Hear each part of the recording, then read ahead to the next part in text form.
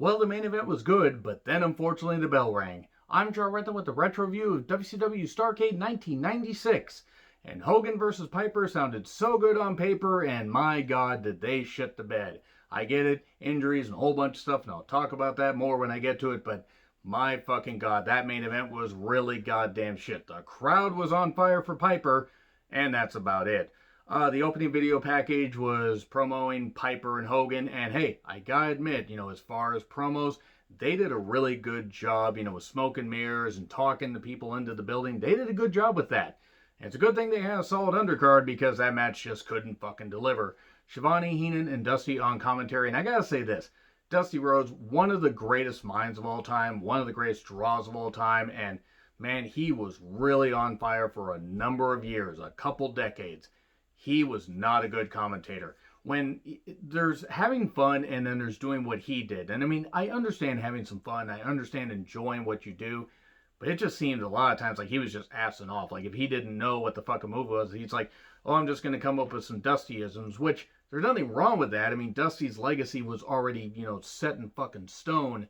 But Shivani and Heenan were trying to do what they could to basically carry this goddamn show. And then sometimes Dusty would just say something where you're like, what the fuck was that? Anyway, the first match was Ultimo Dragon with Sonny Ono versus Demolenko. Title unification for the J Crown, that is, that Ultimo Dragon held, and the WCW Cruiserweight Championship that Demolenko held. Tenay joins commentary, and this is actually pretty damn good, as you would expect. It was given quite a bit of time, like almost 20 minutes. And Malenko and Ultimo Dragon at this point, how could you not fucking love this match?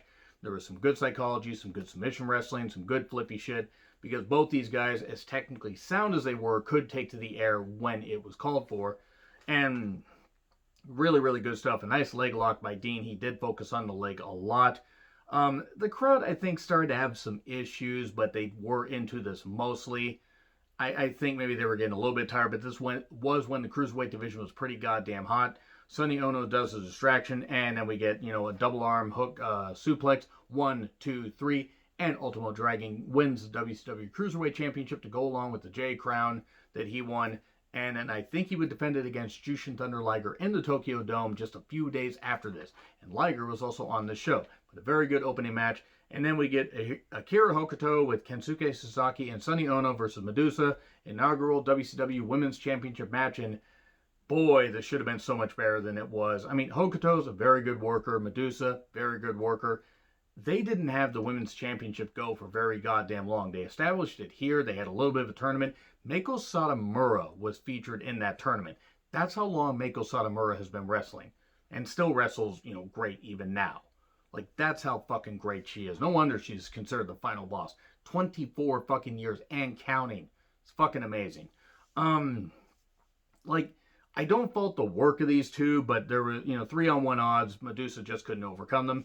There was a bad, power bomb, counter where, Hokuto just landed on Medusa's face. Lee Marshall also joined commentary for this because Lee and Dusty had done some of the commentary for these various, for the tournament matches.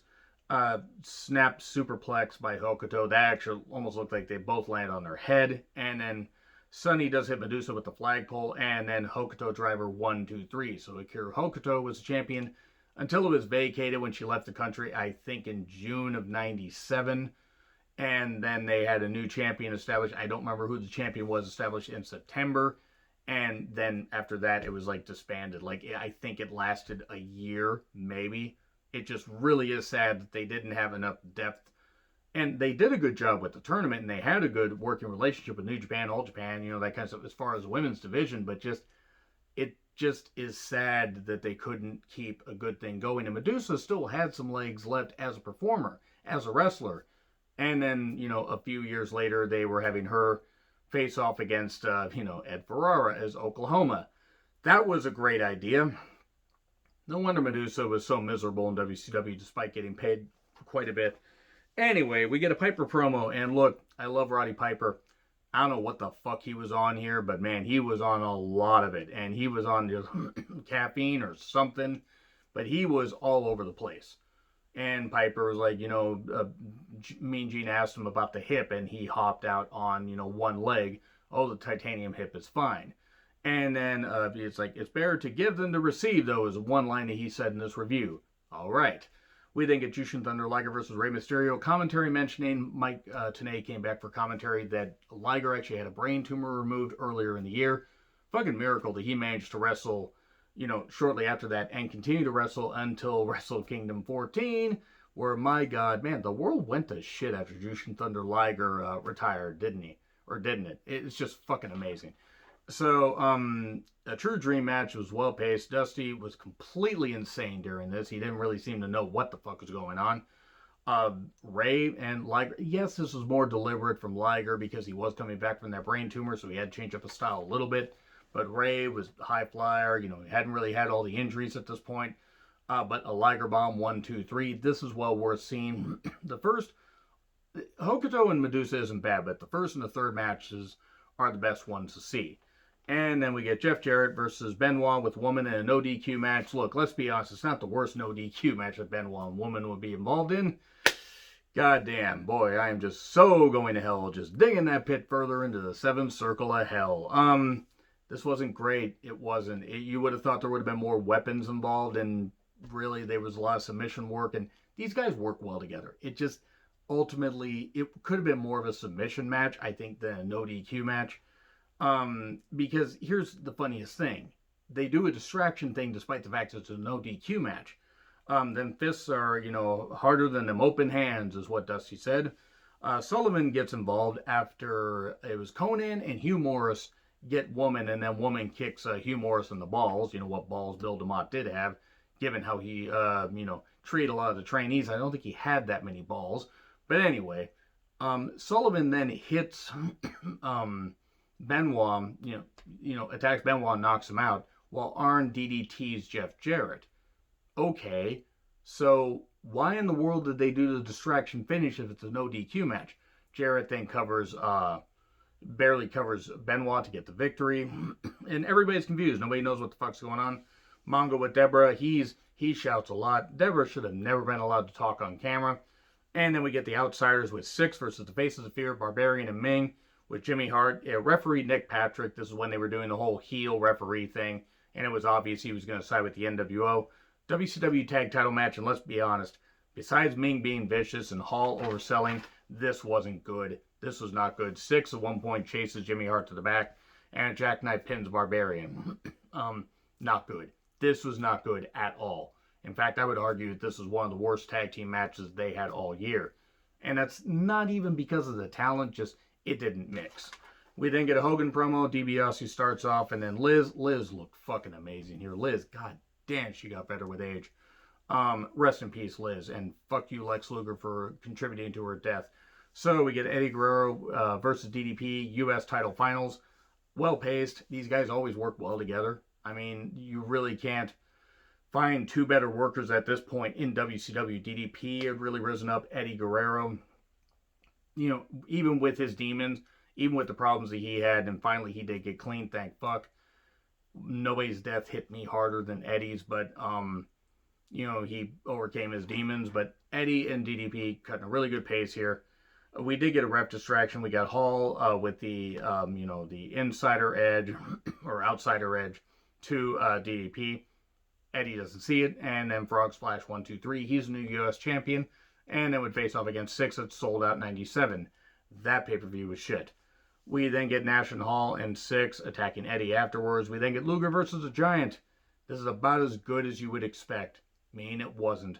The Giant had, helped out Hogan, and he was wondering, oh, why hasn't Hogan come to help me? We get a ref bump later. Nick Patrick comes in. He kicks Luger while Luger has the rack on the Giant. Sting shows up through the crowd. Eventually, I think he took the scenic route. Six then attacks Luger, and Sting then shoves Nick Patrick down because he's the second referee. Sting then talks to both guys and leaves. Luger has the bat, hits Giant a whole bunch of times, and gets the victory. All right, there we go. Giant then is, he's upset afterwards. Why'd only Six come out to help me and nobody else? We then get Hogan versus Piper, Icon versus Icon, non-title, because Hogan just couldn't fucking give up the title for a couple months, or Piper could have beaten him for the title and then said, I proved it, come out on Nitro, I proved that I could beat Hogan, he will never beat me, I don't need this to prove anything else, I want it, go ahead and give it to somebody else. Do a tournament, something like that. Because Piper never needed the title. He was that goddamn over. But then they fucked all that up by making this non-title and then putting a rematch at Super Brawl in '97 where Piper was staying at Alcatraz. That's what they were going with. And he even swam over to the arena. Oh, motherfucker. They just really didn't know how the fuck to book this, did they? But that was later. The crowd was electric, but the match was fucking shit. Piper was shot. Hogan was shot. And then they put him in a cage at Halloween Havoc '97 because they thought it was a really good idea to put two guys with all those injuries in a cage match 10 months after this match wasn't all that goddamn good. The match was shit. It was absolute shit. Rest holds, a whole bunch of stuff, but the crowd fucking loved it. I will say the crowd made this match. We get belt whipping. The Giant interferes. A fan runs in. Hogan attacks him. Doug Dillinger was not good with security. I mean, I know he's only one person, but fucking hell, WCW security was ass. And then we get Sleeper and Hogan. It's so funny. 1, arm goes down. 2, arm goes down. 3, and referee, I think it's Randy Anderson, just looks like, and then, calls for the bell. So, oh my God, Piper wins, but he doesn't win the title. And it's just, good God. Piper then runs off after Hall and Nash try to attack, and then the Giant just looks, what the hell is going on? He gets in everybody's face, like, why the hell weren't you there for me? I was there for you. The thing is, this is a mixed bag pay-per-view, but there was some good, but there's also some shit, and Piper versus Hogan was just not very good, and I respect what both guys have put into wrestling. I mean, and unfortunately Piper is no longer here with us, but goddamn, this match was not good. It wasn't nearly as bad as the Judgment Day 2003 match, Piper versus Mr. America. Oh dear, but this was still pretty goddamn shit, but man, the crowd fucking loved it no matter how bad it was. Anyway, agree, disagree what I said, like, share, subscribe, Twitter handle in the description. I'm John Ritlin. I'll see you soon.